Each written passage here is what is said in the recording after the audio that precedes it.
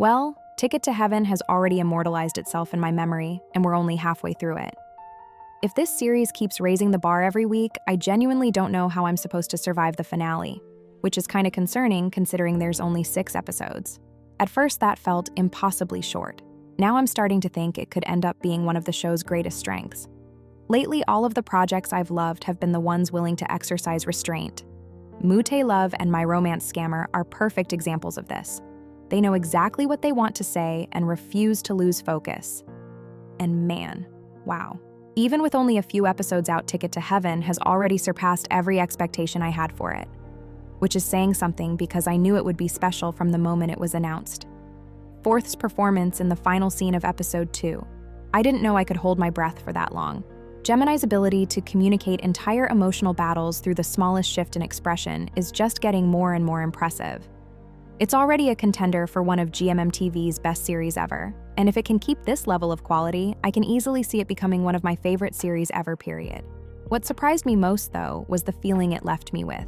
Watching Ticket to Heaven immediately brought me back to my favorite series of 2024, Let Free the Curse of Taekwondo.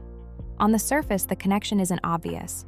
One story follows a seminarian whose future is tied to faith and devotion. The other follows 2 boys whose lives are shaped by violence, separation, and years of unresolved pain. Yet the more I thought about them, the more they seemed to be wrestling with the same question. What happens when a person spends their entire life trying to become worthy of love?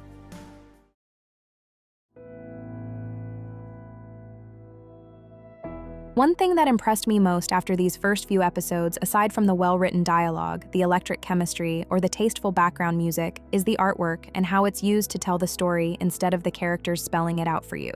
In episode 2, as Dararrakk wrestles with his feelings, the camera surrounds him with images that reveal the world he has built his life around. The Holy Family, Jesus, Mary, and Joseph, reminds you of his parents he lost and the hope that guides him forward. If he stays faithful and follows the path set before him, he believes he will see them again. Then there is Christ himself, a figure of sacrifice, devotion, and moral perfection, everything Dararrakk strives to embody. Then the Last Judgment, the moment when every soul is weighed and every life is assessed. For Dararrakk, heaven is a real destination waiting at the end of a lifetime of obedience. And finally, there is the painting that gives the series its name, Ticket to Heaven, a narrow path leading toward salvation, while beasts wait to devour those who wander from it. The message is simple but powerful.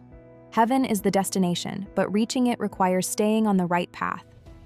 The ticket is earned through faithfulness and discipline and resisting temptation. Through that lens, Barth becomes far more than just a romantic possibility in a romance story. For someone who believes his eternal future depends on the choices he makes, love carries enormous consequences. Barth is not standing in the middle of a silly love triangle here. He stands in the way of the future Dararrakk has spent his entire life preparing for. That idea immediately brought me back to Let Free the Curse of Taekwondo. 그 얘긴 끝내고 가야 될 것 같은데. 목걸이 다시 뺐네. 다시 이기적으로 굴기로 한 거야? 무슨 소리야? 그때도 지금도 여전히 나한텐 끔찍하고 괴롭고 몸서리치게 싫은 일들을 넌 네 그 잘나고 멋진 도덕적 신념 지키자고 이기적으로 굴고 있잖아.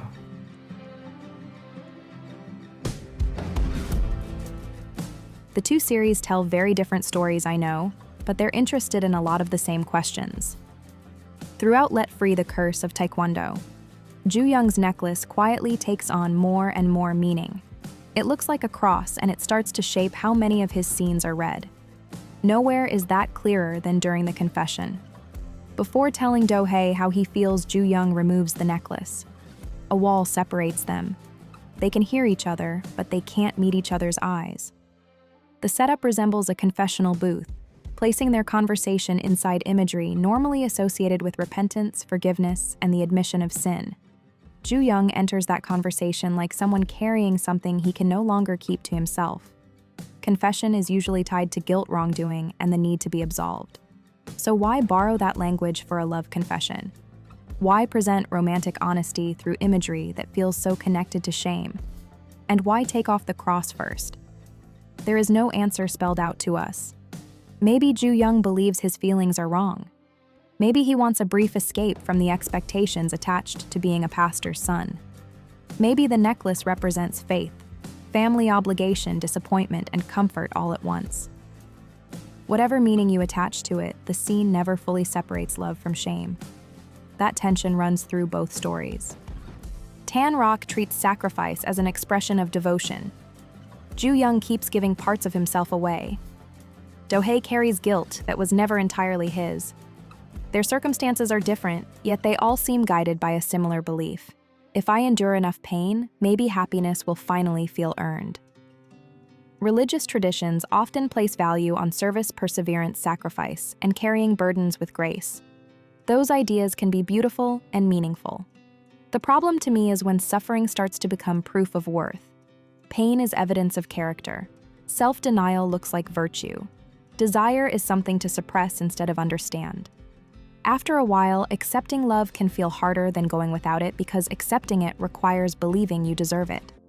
The necklace itself is compelling because symbols rarely mean only one thing. A cross can represent faith, family protection, comfort, duty, shame, love, or all of those things at the same time. Religion usually carries the same contradictions. For some people, it offers reassurance, and for others, it creates fear. And a lot of queer people experience both simultaneously, finding comfort in something that has also caused them pain. Ju Young's relationship with the necklace reflects that complexity. He removes it before confessing his feelings. He removes it whenever he is intimate with Do-hae. You could interpret that as hiding from God. You could also see it as an attempt to step outside the expectations the symbol carries. Either reading takes the story to the same painful question. Do-hae is left wondering whether he is the part of Ju Young's life that cannot be reconciled. For someone who already struggles with feelings of inadequacy, that uncertainty is heartbreaking. Imagine looking at someone and seeing a saint, then looking at yourself and seeing a sinner. No wonder Do-hae spends so much of the series carrying shame that was never his to carry. During the sort of ending montage in the last episode, we see the life Ju Young and Do-hae built together after everything they've been through. They aren't wealthy. They aren't especially successful by society's standards. They're simply living, working, eating, laughing, arguing, and loving each other. It's a moving ending because after years spent feeling trapped by expectations, all either of them really wants is an ordinary life together. As those scenes play, Do-hae says, "Even if everyone, even my family abandoned me, I still have myself, you, and us." Right between those moments, they show a frame of the necklace sitting in the trash. There's another layer to that image. The Korean word used for abandoned is the same word that can mean thrown away. Suddenly, the necklace feels less like a piece of jewelry and more like everything the characters have been carrying all this time. The guilt, the fear, the belief that love must be sacrificed to be worthy. But in the end, the necklace is what gets discarded, not Ju Young and Do-hae. The shame is thrown away. That doesn't mean the story rejects faith or claims every conflict has been solved. If anything, the ending feels much smaller and more human than that. It simply allows its characters to stop punishing themselves for wanting to be loved.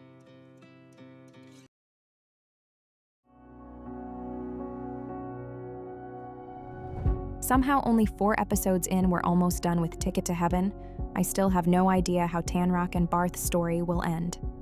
What I do know is that the series understands something deeply human: the desire to be good, the fear of disappointing the people we love, and the worry that our wants and needs somehow make us less worthy. Let Free the Curse of Taekwondo understood that too.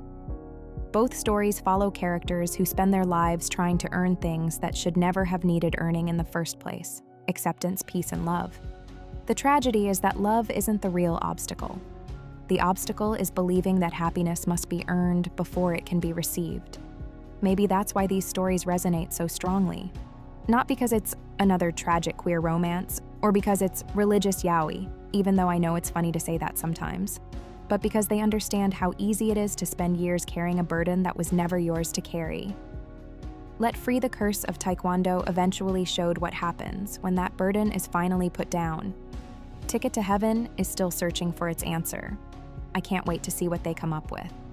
Sometimes the longest journey isn't getting your ticket to heaven. It's learning that you don't have to sacrifice yourself to be loved.